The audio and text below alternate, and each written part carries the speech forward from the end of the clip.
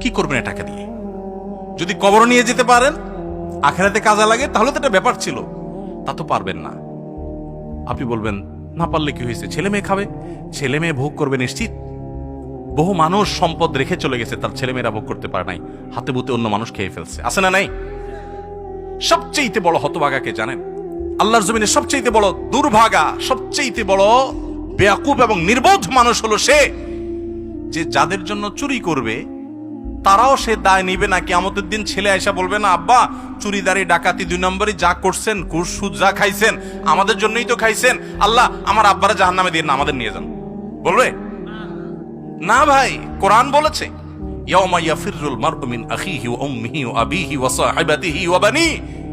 সন্তান বাপকে দেখে মাকে দেখে পালাবে, যে না জানি আজকে কোনো কিছুর জন্য ধরে। সবাই ইয়া নাফসি ইয়া নাফসি করবে। যাদের জন্য চুরি করবেন ওরাও দায় নিবে না। আপনার মতো নির্বোধ কে হতে পারে? সন্তানকে চুরির সম্পদ দিয়ে বড় করবেন না, সততা দিয়ে বড় করেন।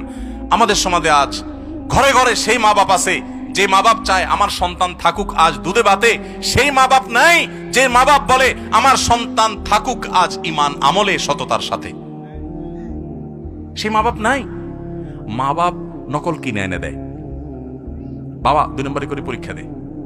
যেই মা বাপ সততা শিখাবে, সততার সংকল্প করাবে, সেই মা বাপ চুরি শিখাচ্ছে। এজন্য সমাজের রন্ধ্রে রন্ধ্রে, খাঁজে বাজে, কোনা কাঞ্চিতে সর্বত্র দেখবেন চোর আর চোর উৎপাদন হচ্ছে, দুর্নীতিবাজ উৎপাদন হচ্ছে।